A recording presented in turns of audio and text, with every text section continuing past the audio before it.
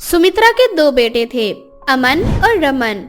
पर सुमित्रा के बड़े बेटे अमन ने शादी नहीं की थी, जिस वजह से सुमित्रा ने ना चाहते हुए भी पहले अपने छोटे बेटे रमन की शादी रूपल नाम की एक लड़की से करवा दी, जो कि सिर्फ चौथी पास थी, क्योंकि रूपल पढ़ी लिखी नहीं थी, जिस वजह से उसे हर समय लोगों के ताने सुनने को मिलते थे। सूरज डूब चुका है पर अब तक तेरी सुबह नहीं हुई। अरे महारानी जी, दोपहर में भला कोई इतना सोता है क्या?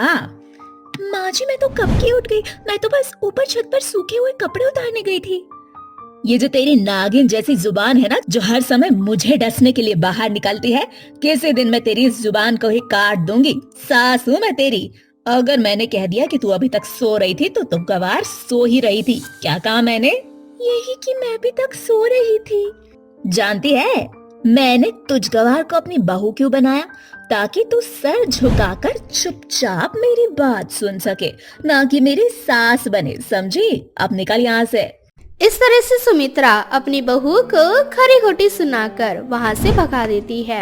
अब इसी तरह से कुछ महीने बीत जाते हैं और सुमित्रा इसी तरह से अपनी छोटी बहू को हर समय गवार कहकर बुलाया करती। अरे ओ मेरी गवार बहू, कहाँ मर गई? जी माँ जी, क्या हुआ, आपने मुझे बुलाया? हाँ मेरी प्यारी प्यारी गवार बहू, मैंने तुझे बुलाया। जानती है किस लिए?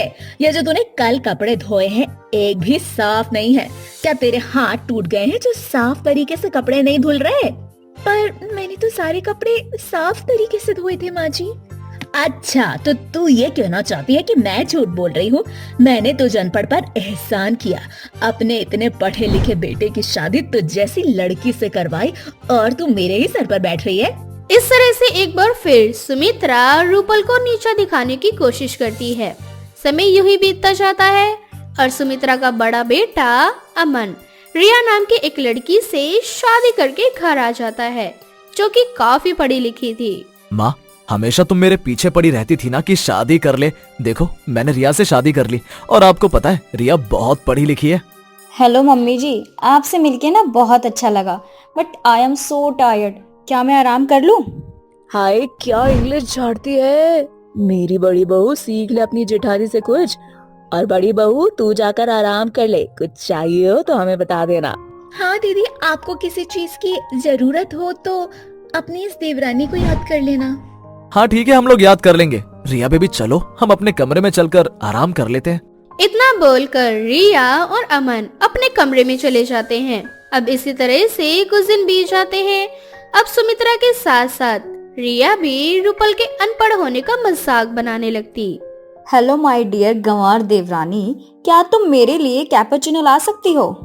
ये कैपुचिनो क्या होता है दीदी? मैं नहीं जानती। ओह सॉरी, मैं तो भूल ही गई थी कि तुम तो चौथी फेल हो, गंवार हो, और तुम्हें क्या पता होगा कि कैपुचिनो क्या होता है।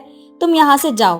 अब घर का हर सदस्य रूपल को उसके अनपढ़ होने का एहसास दिलाता, पर बेचारी रूपल चाहकर भी कुछ ना कह पाती। इसी तरह से कुछ महीने बीत जाते हैं और एक दिन सुमित्रा की दोस्त उसकी नई बहू से मिलने उसके घर आती है। अरे सुमित्रा, तेरे बेटे ने शादी कर ली है, ये जानकर मुझे बड़ी खुशी हो रही है।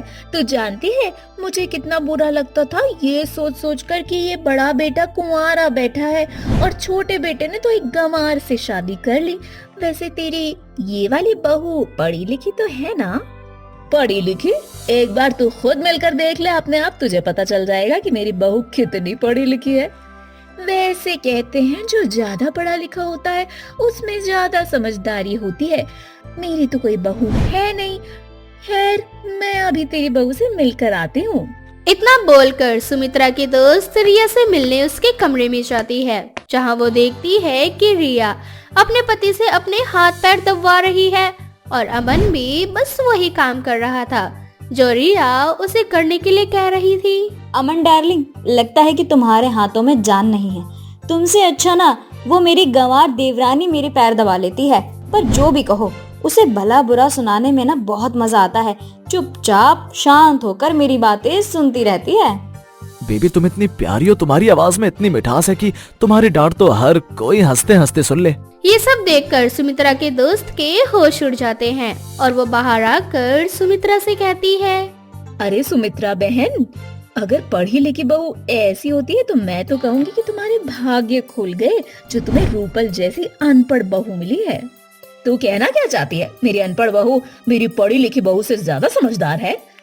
कुछ ऐसा ही समझ ले, क्योंकि अभी जो मैंने देखा है, अगर वो तूने देख लिया होता तो लगता है तू अपनी बहू को घर से धक्के मार कर निकाल देती। और मैंने अभी अभी देखा कि तेरा बेटा तेरी बीवी का गुलाम बना फिर रहा है, जैसे कुत्ते की दुम होती है ना, ठीक उसी तरह से तेरी बहू कहती है अभी दिन, तो तेरा बेटा भी कहता है अभी दिन। आंटी जी, ये सब आप क्या कह रही हो? मेरी जेठानी बहुत पढ़ी लिखी और समझदार है, फिर आप मेरी जेठानी जी के बारे में ऐसा क्यों बोल रही हो? हाय रूपल, सच में तू बहुत भोली है। तेरी वो जो पढ़ी लिखी जेठानी है ना, जो हर समय पढ़े लिखे होने का घमंड तुझे दिखाती है, वो बिल्कुल ऐसी ही है जैसा मैं तुम सबको बता रही हूँ। देख सुमित्रा, अगर तुझे मेरी बातों पर भरोसा नहीं है तो तू अपनी आँखों से देखा। इतना बोलकर सुमित्रा की दोस्त वहाँ से चली जाती है, जिसके बाद सुमित्रा अपनी बड़ी बहू के कमरे में जाती है और वो भी वो सब कुछ देखती है जो उसकी दोस्त ने देखा था। बहू, तुझे शर्म नहीं आती जो अपने पति से हाथ पैर दबा रही है? जानती भी है पति देवता होता है और तू देवता से पैर दबा रही है। माँ जी, ये कहावत पुरानी हो चुकी है। नई कहावत ये चली है, भला है बुरा है जैसा भी है, मेरा पति मेरा नौकर है। समझिए आप? अपना ये गुस्सा घमंड ना अपनी उस गंवार बहू को दिखाना, मुझे दिखाया ना तो जुबान खींच लूंगी आपकी। रिया की ऐसी बात सुनकर सुमित्रा डर जाती है और बिना कुछ बोले वहाँ से चली जाती है, जिसके बाद सुमित्रा को एहसास होता है कि उसने अपनी भोली भाली अनपढ़ बहू के साथ कितनी बदसलूकियां की है। मैंने अपनी रूपल बहू के साथ बहुत गलत किया। आज मेरी वजह से वो रिया मेरी रूपल बहू को इतना सता रही है। मैं ऐसा क्या करूं जिससे उस रिया के होश उड़ जाए। अब बस एक ही रास्ता बचा है कि घर की सारी जिम्मेदारी अपनी छोटी बहू को दे दूं, ताकि मेरी अनपढ़ बहू मेरी पढ़ी लिखी बहू को दिखा सके कि वो अनपढ़ बहू होकर भी वो हर चीज में उससे बेहतर है। अब सुमित्रा रूपल को पूरी छूट दे देती है और जब रिया रूपल को परेशान करने की कोशिश करती है तो रूपल उसे अपना असली रूप दिखाती है, जिसे देख रूपल के होश उड़ जाते हैं। तुझ गंवार में इतनी हिम्मत आ गई कि तुम मुझसे लड़ाई करेगी, बहस करेगी? मेरी पढ़ी लिखी जेठानी जी, अभी तो मैंने तुम्हें सिर्फ मुंह तोड़ जवाब दिया है। अगर तुम नहीं सुधरी तो तुम्हारा सामान लेकर तुम्हें घर से फेंक दूंगी। अगर इस घर में रहना है तो वैसे ही रहना होगा जैसे कि तुम्हारी अनपढ़ देवरानी तुमसे कहेगी। रूपल का असली रूप देखकर कहीं न कहीं रिया घबरा जाती है और धीरे धीरे रूपल रिया को सुधार देती है, जिसके बाद फिर कभी रिया किसी तरह की बदतमीजी करने की कभी नहीं सोचती। अनामिका और विपुल की नई नई शादी हुई थी। दोनों पति पत्नी अपनी एक नई जिंदगी की शुरुआत करते हैं। परिवार में अनामिका की सास मधु और ननन शिप्रा रहा करती थी। अनामिका की एक दिक्कत थी, उसके सिर में बहुत सारे चूह हुआ करते थे, क्योंकि वो अपने बालों की केयर नहीं करती थी। हफ्ते में 2 बार नहाना, बालों में शैम्पू ना करना, तेल नहीं लगाना, ऐसी बुरी आदत है अनामिका की। वह दिखने में काफी सुंदर थी, जिस कारण उसे ऐसा लगता था कि उसे अपनी पर्सनल लाइफ में साफ सफाई करने की कोई जरूरत नहीं है। ऊपर से अपने चेहरे को साफ किया करती थी। शादी के कुछ ही दिनों बाद विपुल के सर में बहुत खुजली होने लगती है और वह अपनी माँ से कहता है, माँ, मेरे सिर में ना बहुत खुजली होती है। संडे को मेरी छुट्टी है, आप एक बार मेरे सर में चेक करना कि आखिर क्या हुआ है जो मुझे इतनी ज्यादा खुजली होती है। अच्छा ठीक है बेटा, संडे को मैं तेरे बालों में तेल भी लगा दूंगी और देख भी लूंगी कि आखिर मेरे बेटे के सिर में इतनी खुजली क्यों हो रही है। ठीक है, मैं फिलहाल के लिए ऑफिस जा रहा हूँ। इस खुजली की वजह से मैं रात को सो भी नहीं पाता, न ऑफिस में काम कर पाता हूँ, न जाने क्या हो गया है मेरे सिर में। अच्छा आप टेंशन मत ले, संडे को मैं देख लूंगी, बोल तो रही हूँ। ऐसे ही संडे का दिन आता है। विपुल अपनी माँ के पास बैठ जाता है। उसकी माँ उसके सर से चेक करती है कि आखिर विपुल के सर में इतनी खुजली क्यों हो रही है। मधु को विपुल के सर में मोटे मोटे काले काले जू दिखाई देते हैं और ये देखकर मधु को बहुत घिन आती है और वो विपुल से कहती है, हे राम जी, ये नास पीटे जूं इतने सारे तेरे सिर में कहाँ से आ गए? हे भगवान, इनको देख के तो मुझे ही डर लग रहा है। इतने मोटे मोटे काले काले जूं कहाँ से आ गए बेटा तेरे सिर में? क्या बोल रही हो माँ? जुएं वो भी मेरे सिर में कहाँ से आ गए? माँ अब तो लोग मेरा बहुत मजाक बनाएंगे। लेकिन ये जुएं आए कहाँ से? माँ मेरा दिमाग खराब है और आप ना जल्दी से इसे साफ करो। मेरे सर में बहुत खुजली हो रही है। ऐसा लग रहा है जैसे इनकी पूरी फौज मेरे सर में आ चुकी है। रुक जा, जुएं वाली कंघी लाने दे, तेरे सिर से सारे जुएं निकाल दूंगी। मधु छोटे जू वाली कंघी की मदद से विपुल के सर के सारे जू निकाल देती है। ऐसे ही कुछ दिन बीत जाते हैं। एक दिन विपुल शादी में चला जाता है। रात काफी हो जाती है, जिस कारण विपुल को वहीं रुकना पड़ता है। अनामिका, जिसे अकेले सोने से डर लगता था, वो अपनी सास के पास आती है और कहती है, माँ जी, आज विपुल तो आएंगे नहीं और मुझे अकेले सोने में डर लगता है। मैं आपके पास सो जाऊँ आज? हाँ हाँ बहू, सो जा, इसमें पूछने वाली क्या बात है? ठीक है माँ जी, मैं बाकी का काम निपटा कर आती हूँ थोड़ी देर में सोने के लिए। अनामिका घर का काम निपटाकर अपनी सास के साथ सो जाती है, इस बात से अनजान कि अनामिका के सर में जूं है। ऐसे ही कुछ दिन बाद मधु के सर में खुजली होना शुरू हो जाती है। बार बार अपना सिर खुजाने लगती है और अपने कमरे में बैठकर जूं वाली कंघी से वो जूं निकालती है और कहती है, हे भगवान, ये क्या हो रहा है मेरे घर में? मेरे घर में तो किसी के भी सिर में जूं नहीं थे। अब अचानक से कभी मेरे बेटे के सिर में तो कभी मेरे सिर में। लेकिन एक बात सोचने वाली है, जब से बहू आई है तब से ये दिक्कत हो रही है। अनामिका अपनी सास की सारी बातें सुन रही थी। वो फौरन अपनी सास के पास आती है और अपनी सास से कहती है, माँ जी, ये मेरे सर में अचानक से इतनी खुजली क्यों हो रही है? जब से मैं आपके पास सोई हूँ तब से मुझे बहुत खुजली हो रही है। कुछ भी समझ नहीं आ रहा, लगता है मेरे सिर में जूं हो गए हैं। तेरे सिर में भी जूं हो गया? हे भगवान, ये किस चुड़ैल के सिर के जूं हम लोगों के सिर में आ रहे हैं? मैं तो परेशान हो चुकी हूँ। एक बार पता चल गया ना कि आखिर किसके सिर से जूं हम लोगों के सिर में ट्रांसफर हो रहे हैं, मैं उसे गंजा कर दूंगी। माँ जी, कहीं ऐसा तो नहीं कि शिप्रा के सर में जुएं हो गए हो? क्योंकि वो तो कॉलेज जाती है और कॉलेज में अक्सर एक दूसरे के सिर के जुएं आपस में एक दूसरे को चले जाते हैं। बात तो तू बिल्कुल सही कह रही है। आने दे शिप्रा को, देखूंगी कि उसके सिर में जूं है भी या नहीं। लगता है कि वो ही बाहर से जुएं लेकर आ रही है इस घर में। ऐसे ही कुछ दिन बाद मधु अपनी बेटी के सर को चेक करती है। शिप्रा के सर में भी कोई जूं नहीं था। ये देखकर मधु हैरान हो जाती है कि शिप्रा के सर में भी जूं नहीं है। आखिर किसके सर में से आ रहे हैं? ऐसे ही एक दिन अनामिका अपनी सास से कहती है, माँ जी, मुझे ना पता चल गया है घर में किसके सिर में जुएं हो रहे हैं। विपुल जी ऑफिस जाते हैं और वही वो बाहर से जुएं लेकर आ रहे हैं। उनके सर से जुएं मेरे सिर में और मेरे सर से आपके सिर में आ गए हैं। लेकिन विपुल तो ऑफिस जाता है ना, और मर्दों के सिर में जुएं कहाँ से आते हैं? अरे माँ जी, वो मर्द अपनी बीवियों के साथ ही तो सोते होंगे ना, उनकी बीवियों के सर में भी जुएं होंगे, इसीलिए उनसे उनमें ट्रांसफर हो गया होगा और फिर विपुल हमारे सर में जुओं का आदान प्रदान करते हैं। हाँ बहू, तू बिल्कुल सही कह रही है। सबसे पहले विपुल ही मेरे पास आया था कि माँ मेरे सिर में खुजली हो रही है।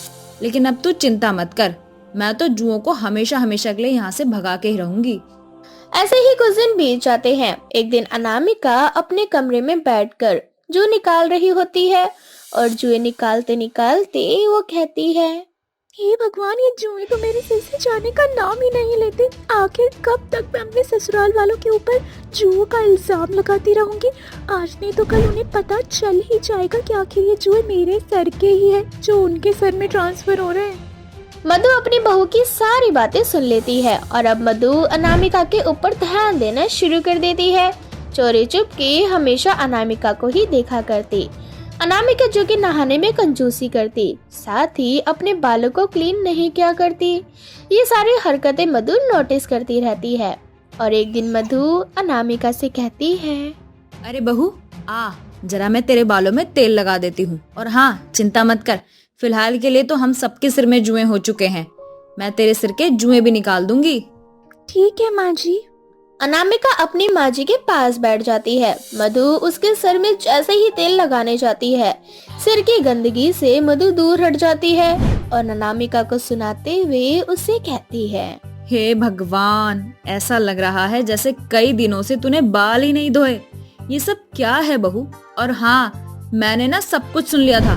हकीकत में तेरे ही सिर में जुएं हैं। सच बताऊं, अगर ऐसे ही अपने बालों को रखेगी ना तो जुएं तेरे ही सिर में होंगे। माँ जी कैसी बातें कर रही हैं आप? मेरे सिर में कोई जुएं नहीं है, वो तो आप लोगों की वजह से मेरे सर में जुएं आ चुके हैं। बेटा, झूठ बोलने से कुछ नहीं होगा और अपनी माँ से ना कोई बात नहीं छुपानी चाहिए। मैंने अपनी आंखों से देखा है तुझे जुएं निकालते हुए और खुद से बातें करते हुए। तो बेटा, यही कारण है कि तेरे सिर में इतने सारे जुएं क्यों हैं, क्योंकि तू अपने बालों की साफ सफाई नहीं करती, जरा भी ध्यान नहीं देती। इसीलिए गंदगी होने के कारण ये जुएं तेरे सिर में पनप रहे हैं। ससुराल में अपनी पोल खुलते देख अनामिका को खुद पे बहुत शर्मिंदगी महसूस होने लगती है। अब से अनामिका हफ्ते में 3 से 4 बार शैम्पू करती और अपने बालों में अच्छे से कंघी किया करती। जुएं खत्म करने वाले तेल का भी इस्तेमाल करती, जिससे कुछ ही समय बाद उसके सर के जुएं खत्म हो जाते हैं। हरिया नाम का एक व्यक्ति अपनी माँ शोभा और बीवी काजल के साथ रहा करता था। हरिया जंगलों से लकड़ियाँ काट कर उन्हें बेचा करता था और इस तरह से अपने घर का आर्थिक गुजारा चलाया करता था। ऐसे ही एक दिन, अच्छा माँ, मैं चलता हूँ, मुझे जंगल में लकड़ी काटने के लिए जाना है। ठीक है बेटा, आराम से जाना और अपना ख्याल रखना। अच्छा सुनिए हरिया जी, आज शाम को आप जल्दी घर आ जाना, गांव में मेला लगा है और आप और मैं रात को मेला देखने चलेंगे। काजल, आज नहीं, फिर कभी। आज मैंने मालिक से वादा किया है कि मैं आज और दिन से ज्यादा लकड़ियां काट कर उन्हें दूंगा, क्योंकि मालिक की दुकान के सामने ही एक नई कारपेंटर की दुकान खुली है। उसने थोक माल पर लकड़ियां मांगी हैं। अगर इसी तरह से काम मिलता रहा तो बहुत जल्द हम अपने इस कच्चे घर को पक्के मकान में बदल लेंगे। आप कहीं भी लेकर नहीं जाते हमें, आपके पास तो हमारे लिए समय ही नहीं रहता। अरे मेरी काजल, आज मैं बिजी हूँ ताकि कल को मैं तुम्हें अपना पूरा समय दे सकूं, तुम्हारी सारी खुशियाँ दे सकूं। इसलिए तो मैं दिन रात मेहनत करता हूँ और देखना, बहुत जल्द मैं अपना खुद का लकड़ियों का व्यापार करूँगा। फिर लोग मुझसे आकर लकड़ियाँ खरीदेंगे। अच्छा मैं चलता हूँ, मैं बहुत लेट हो रहा हूँ, आज बहुत काम है। इतना बोलकर हरिया वहाँ से चला जाता है और जंगल में लकड़ियाँ काटने लगता है। लकड़ियाँ काटने के बाद हरिया खुद से बोलता है, अरे यहाँ तो बहुत कम लकड़ियाँ हैं और ये लकड़ियाँ महंगे दामों पर भी नहीं बिकेंगी। क्या करूँ? एक काम करता हूँ, आज जंगल के अंदर चला जाता हूँ, वहाँ बहुत सारी लकड़ियाँ मुझे मिल जाएंगी। ये सही होगा। इतना बोलकर हरिया जंगल के अंदर जाता है और लकड़ियों को काटने लगता है। तभी उसे किसी की आवाज सुनाई देती है, हरिया मेरे पास आओ। इस जंगल में कौन हो सकता है जो मुझे मेरे नाम से पुकार रहा है? इतना बोलकर हरिया लकड़ी काटना बंद कर देता है और पीछे की ओर मुड़ता है। हरिया जब पीछे मुड़ता है तो वो एक बहुत सुंदर लड़की को अपने सामने पाता है।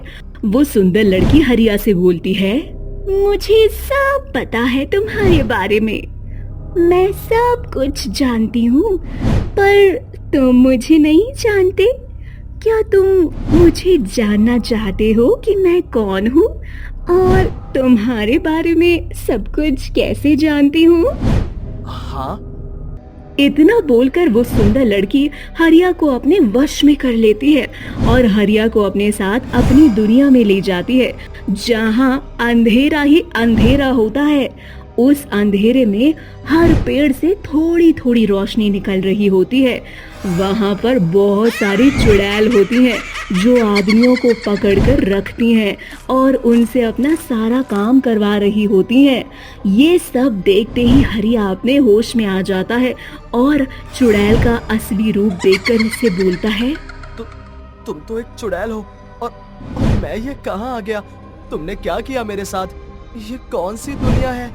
मैंने आज से पहले ऐसी दुनिया कभी नहीं देखी। ये हमारी दुनिया है, हम चुड़ैलों की।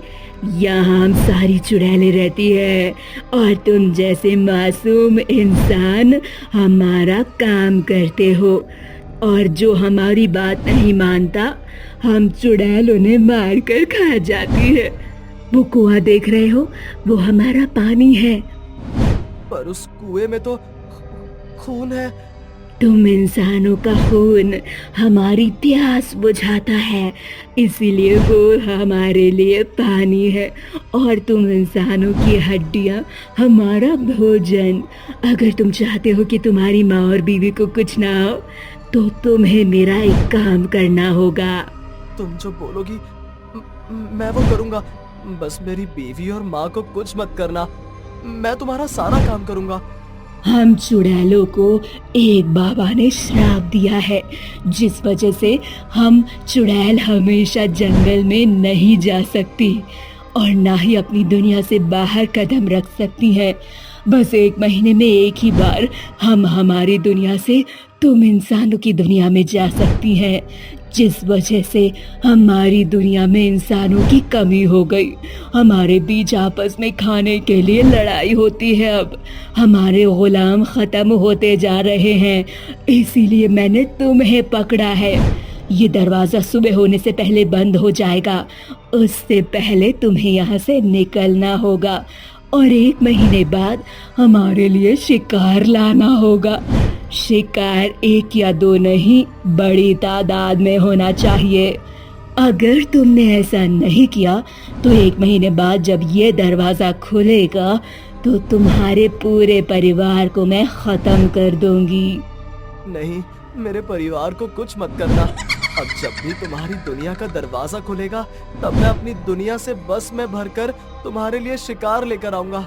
ठीक है, तुम जा सकते हो, पर याद रखना, अगर तुमने मेरा काम नहीं किया तो 1 महीने बाद तुम कहीं भी छुप कर बैठ जाओ। मैं तुम्हें और तुम्हारे परिवार को ढूंढ लूंगी और उन्हें खत्म कर दूंगी। मैं सब समझ चुका हूँ, तो तुम चिंता मत करो, मैं तुम्हारा काम कर दूंगा। इतना बोलकर हरिया चुड़ैल की दूसरी दुनिया से अपनी दुनिया में आता है। हरिया डरा हुआ घर आता है और हरिया को जल्दी घर आता देख काजल हरिया से पूछती है, क्या हुआ? आप इतने डरे हुए क्यों हो आज? आप तो लेट आने वाले थे, इतनी जल्दी कैसे आ गए? मुझे मेरी तबीयत कुछ ठीक नहीं लग रही थी, बस इसलिए मैं आराम करने जा रहा हूँ। हरिया को अजीब अजीब बर्ताव करता देख काजल को बहुत अजीब लगता है और वो सारी बात अपनी सास को बताती है, जिसके बाद शोभा हरिया के पास जाकर उससे बोलती है, बेटा क्या हुआ? कोई बात है तो तू हम सबसे छुपा रहा है क्या? अगर कोई बात है तो मुझे बता, क्या हुआ? नहीं माँ, मैं बिल्कुल ठीक हूँ, आप मेरी चिंता मत कीजिए। मुझे बहुत नींद आ रही है, मैं सोने जा रहा हूँ। हे भगवान, ये आपने मुझे कहाँ फंसा दिया है। मैं अपने ही गांव वालों को चुड़ैल के दूसरे दुनिया में कैसे लेकर जाऊं? मैं कैसे बेकसूर लोगों को चुड़ैल के हवाले कर दूं? मैं क्या करूं? एक तरफ कुआं है तो दूसरी तरफ खाई है। भगवान, अब तू ही मेरी मदद कर। इतना बोलकर हरिया सो जाता है। ऐसे ही कुछ दिन बीत जाते हैं। हरिया घर से बाहर नहीं निकलता। अपने बेटे को ऐसे परेशान देखकर शोभा फिर से हरिया के पास जाती है और उससे बोलती है, बेटा कुछ तो बात है जो तू मुझे नहीं बता रहा। देख, तुझे मेरी कसम है, अगर तूने मुझे अपनी परेशानियां नहीं बताई तो मेरा मरा मुंह देखेगा। माँ, आप क्या बोल रही हो? अगर आपको और काजल को कुछ हो गया तो मैं कैसे जीऊंगा? मेरी दुनिया आप दोनों ही हो। तो तू मुझे बता ना बेटा, क्या हुआ है? कुछ दिनों से तू इतना परेशान क्यों है? माँ, कल 1 महीना पूरा हो जाएगा और चुड़ैल का द्वार खुलेगा। मुझे कल सभी गांव वालों को चुड़ैल की दूसरी दुनिया में ले जाना होगा, नहीं तो वो आपको और काजल को खत्म कर देगी। मुझे समझ नहीं आ रहा कि मैं क्या करूं। आप दोनों को और पूरे गांव वालों को कैसे उस चुड़ैल से बचाऊं? बेटा, इतना सब कुछ हो गया और तूने मुझे कुछ नहीं बताया। एक बार तो तू मुझे बताकर देखता। तू चिंता मत कर, मैं गांव के हीरा लाल बाबा से बात करूंगी, वही कोई उपाय बता सकते हैं। अब शोभा हरिया को अपने साथ बाबा के पास ले जाती है और बाबा उनसे बोलता है, हरिया, तुम चिंता मत करो, तुम खाली बस में मुझे लेकर चलना। जब मैं उस चुड़ैल की दूसरी दुनिया में पहुंच जाऊंगा, तब मैं उस चुड़ैल को और उसके सभी साथियों को खत्म कर दूंगा और वहां से आने का रास्ता भी बंद कर दूंगा। अब हरिया बिल्कुल ऐसा ही करता है। अगले दिन जब चुड़ैल की दूसरी दुनिया का द्वार खुलता है तो हरिया बाबा को बस में बैठाकर चुड़ैल की दूसरी दुनिया में ले जाता है। हरिया को देख चुड़ैल बहुत खुश होती है। तभी बाबा बस से उतरते हैं और चुड़ैल की दूसरी दुनिया में माता रानी की मूर्ति को स्थापित कर देते हैं, जिससे उस चुड़ैल की पूरी दुनिया ही नष्ट हो जाती है और उसका द्वार हमेशा के लिए बंद हो जाता है। अब बाबा हरिया को सही सलामत चुड़ैल की दुनिया से वापस घर ले आते हैं और हरिया एक बार फिर से अपनी जिंदगी खुशी खुशी जीने लगता है।